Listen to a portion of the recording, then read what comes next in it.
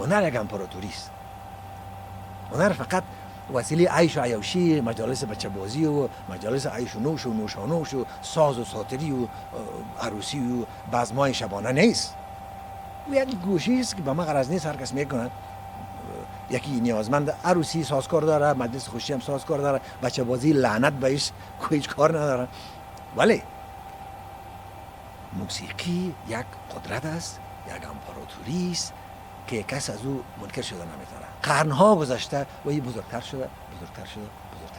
و این معنی نیست که ولی لشکرکشی کنه سر دیگه گوشهای جامعه، نه. این باید مثل برادر مهربان در کنار جامعه باشه، در کنار نیازمندی ها و خواست های جامعه باشه، کمکش کنه. اگر من میگم قدرت است، بازی قدرت باید مثل یک قدرت درون بازوی جامعه در آید، نه؟ نیروهای مسلحش کمک کنه، انرژی بده، انگیزه بده، نظامش اگر لق است، اگر سست است، اگر عیب داره متوجهش بسازه، نه به خاطر برانداختنش بلکه به خاطر قوی شدنش. همه قسم دیگه گوشهای جامعه را انگیزه بده، اندیشه بده، همت بده، امید بده. و تجارت در موسیقی یا موسیقی تجارتی یکی از موضوعات یا بحث های بوده که گاه با انتقاد شماری از مردم افغانستان مواجه بوده یا روبرو شده. میخواستم نظر شما رو در این مورد داشته باشم. موسیقی درست است که جانش هنر است ولی کارش بزنس است. مثل که شما عامل ازش هستین، شما مصروف بزنس خود هستین. شما کار غلط نمیکنین، اشتباهی نمیکنین. رئیس جمهوری افغانستان پشت میز خود شیشته مصروف بزنس است که او را ریاست جمهوری میگن، او را پیش میبره.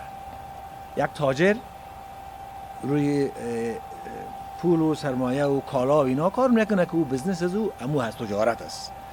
یک دکتر در یک دفتر، در یک معاینه خانه مریض میبینه، مریض پول میته، این درمان میکنه یا عقلا کوشش میکنه که درمان کنه، این هم بزنس میکنه، این خود خیانت نمیکنه. یک مؤذنی که خیلی زیبا آذان میته و مثلا نماز عصر آذان میته و تو دلت از او باغ میشه، به صدایش که تو را به خدا وصل میته، میشنوی.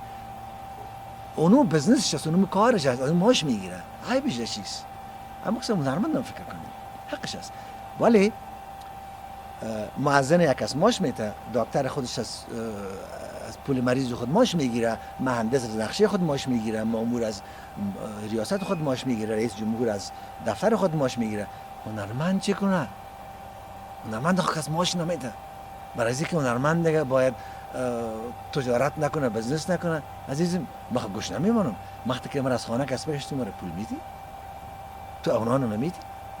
تو دوای فرزند ما بیماریش درمان میکنی میتی؟ نمیدی، کارت نیست، وظیفه خودم است.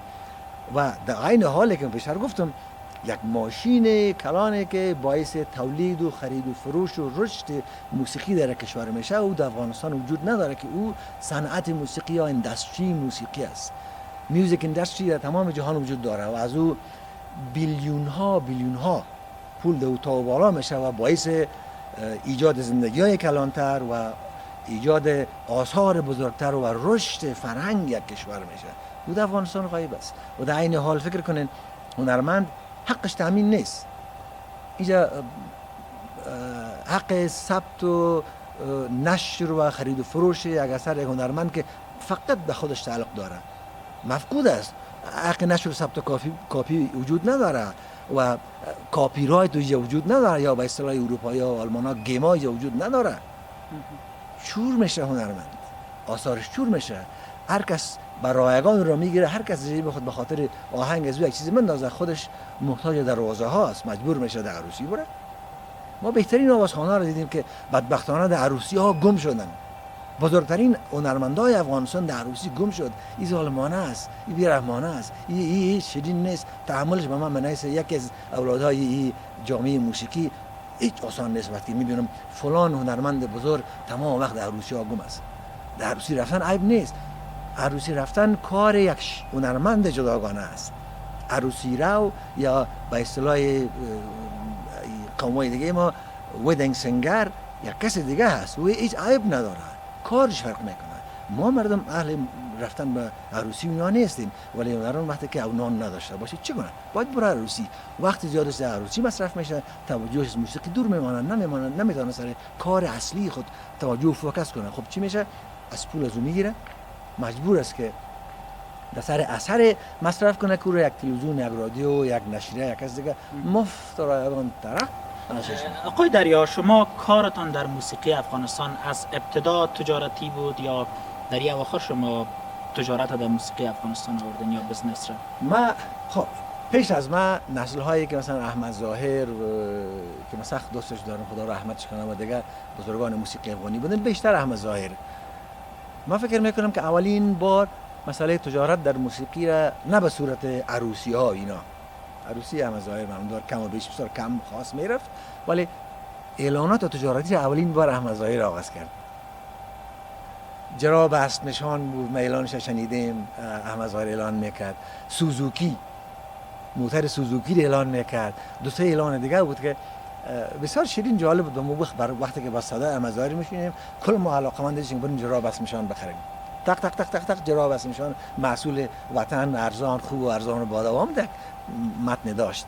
به هر صورت این کار نبود که ما این نسل که هستیم آغاز کرده باشیم. احمد ظاهر دو آغازش کرد، باز در نسل های تازه بعد از احمد ظاهر ما آغازش کردم و وسیع‌تر کردم بشه.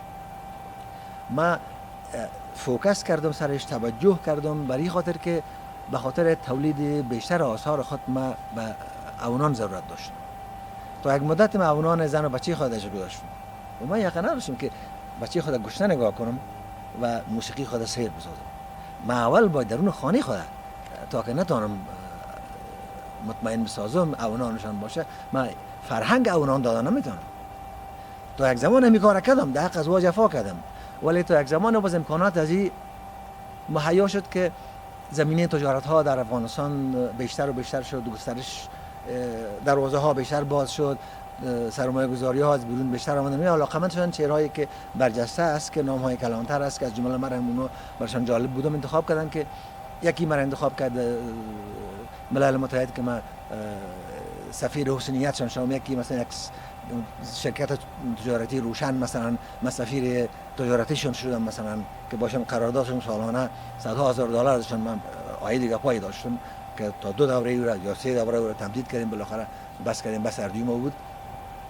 یا مثلا خود ملل متحد خود ما رایگان ما خیرخواهانه کار میکردم، ماشین نداشتیم. یا مثلا مثل کمیال سفیر مؤسسه حمایت از کودکان یا سیو د چیلدرن هستم، یا هم بدون معاش اینا هست، ولی یا مثلا اعلانات نوشیدنی ها را میکنیم، یا مثلا اعلانات از یک محصول دیگه تجارتی را با کمال افتخاری کار میکنم.